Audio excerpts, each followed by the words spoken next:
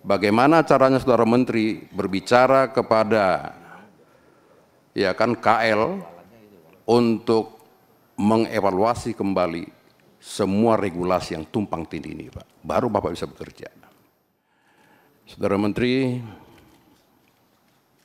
kalau tadi Saudara Menteri mengatakan akan membela bahkan mati-matian ketika ada para pejabat internal dari Kementerian BPN ketika mereka dipersalahkan. Padahal mereka sudah bicara, sudah bekerja secara benar. Faktanya tidak begitu, Pak. Tidak begitu. Kalau Saudara Menteri mungkin sudah tahu, kami ini getol ke daerah, Pak. 21 provinsi. 21, Pak, provinsi. Ya, di negara kita ini. Catatan saya, Pak, 78 pejabat BPN sekarang sedang bermasalah hukum, Pak. Saya pelajari, Pak. Ada dalam proses penyelidikan. Sini ada Brigjen Polisi, ada polisi juga. Ada proses penyidikan yang sudah jadi tersangka. Ada dalam proses persidangan. Ada juga yang sudah diputuskan bersalah, Pak. Kan begitu. Nah, bagaimana caranya Saudara Menteri, ya, sahabat saya, Pak Raja ini, ya, petinggi PSI, ya kan begitu, sekjen kan, gitu, ya, bisa Saudara Menteri dan jajarannya membela mati-matian ini, Pak. Semua bicara anggaran, Pak Menteri. Anggaran BPN itu untuk, ndak usah bantuan hukum, Pak, untuk penanganan sengketa saja di kementerian itu hanya 60 kalau saya nggak salah. Mana Pak Dirjen sengketa di sini? 60, Pak, ya? 60 kan? 60 saja, Pak, sengketa yang bisa di-cover dengan anggaran. Sementara setiap tahun itu sengketa itu lebih dari 1000, Pak. Bagaimana caranya? Kita bicara tentang pembelaan kepada masyarakat. ATR BPN itu selalu turut tergugat, Pak. Jarang sebagai tergugat. Turut tergugat itu, Saudara Menteri tahulah, ya, hanya tunduk kepada putusan pengadilan. Turut tergugat, Pak. Dan jarang sebagai tergugat. Ini Pak Menteri. Jadi sebelum, ya, Pak Menteri kita ini bicara tentang mafia tanah, Pak, selesaikan dulu pembelaan terhadap teman-teman ATR BPN ini, Pak. Selesaikan dulu, Pak. Itu intinya, Pak. Kita nggak mungkin bisa bicara pemberantasan mafia tanah, Pak. Nggak bisa. Ini semua akan ketakutan. Saya nggak tahu ini virtual nggak. Semua Kakanwil, semua Kakanta itu akan ketakutan, Pak, sampai ke bawah untuk berbuat kebenaran, Pak. Kenapa? Saya tidak perlu ungkap lagi di sini. Pak Wamen sudah tahu, saya sering sampaikan. Ya.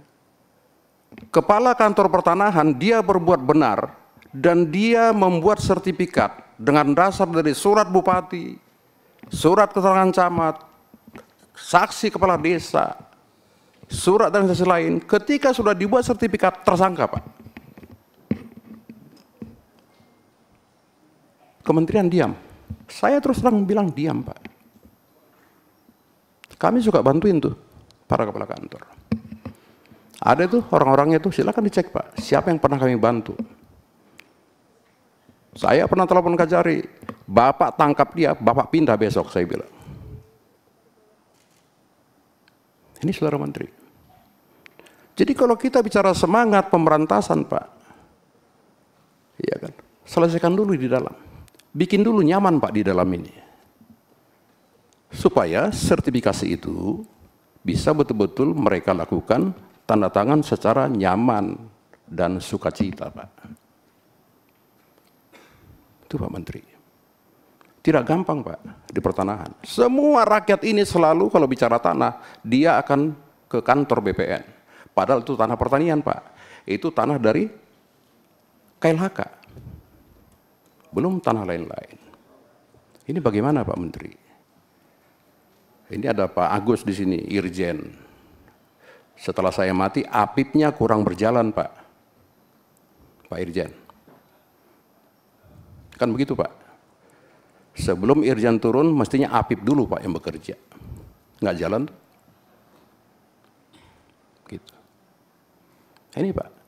Jadi penegakan hukum keluar itu bisa berjalan ketika semua teman-teman yang dari mulai kementerian sampai ke bawah itu Pak, betul-betul kita jamin hak hukumnya. Caranya bagaimana? Anggarannya Pak. Nehi, percuma kita bicara Pak, kalau anggaran sangat minim sekali. Saya sudah bilang, 60 saja Pak yang bisa di-cover untuk sengketa ketika BPN digugat. Ada ini Pak Dirjen jadi sengketa, ada Pak Agus, mantan penguasa sengketa.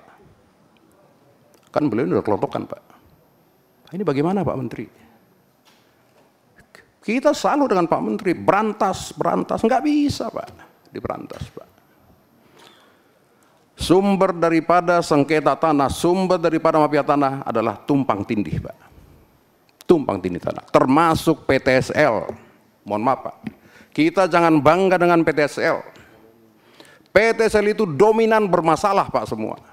Kenapa? Tumpang tindih. Kenapa PTSL gampang? Mengejar target Pak. Pak Menteri. Demi untuk mengejar target, terbitkan PTSL. Ternyata tumpang tindih Pak. Bukti sama kami ada semua Pak. Pak Menteri. Dengan bermasalah itu panggil kepala kantornya Pak. Lakukan penyidikan tersangka. Gitu Pak. Berat Pak Menteri. Sangat berat sekali. Nah bagaimana caranya Pak Menteri bisa menyelesaikan ini? Dengan Pak Wamen. Tidak tahu Pak Menteri sudah tanya nggak ke para dirjen, ke para PJU, apa sih masalah di Kementerian ATR BPN? Kalau saya melihat tumpang tindih pertanahan Pak. Yang kedua Pak, regulasinya itu tumpang tindih Pak. Kalau Pak Menteri sudah baca PP 18 tahun 2021 pasal 64 itu, ya Bombun. Coba dibaca Pak pasal itu. Setelah 5 tahun harus melalui pengadilan. Lah kan kekuasaan sertifikasi itu ada di BPN. Kenapa harus pakai itu Pak? Belum Permen nomor 21 tahun 2020, saya sudah suka bilang revisi itu Pak. Nggak tahu sudah revisi nggak Pak Agus? Sudah nggak direvisi? Itulah menjadi cikal bakal Pak masuknya para mafia tanah. PP 21 tahun 2020. Saya sudah bolak-balik Pak teriak mengenai itu. Sampai sekarang saya nggak tahu kabarnya bagaimana itu. Itulah sebagai alas sekarang oleh para mafia itu dipakai. Ini Pak Menteri.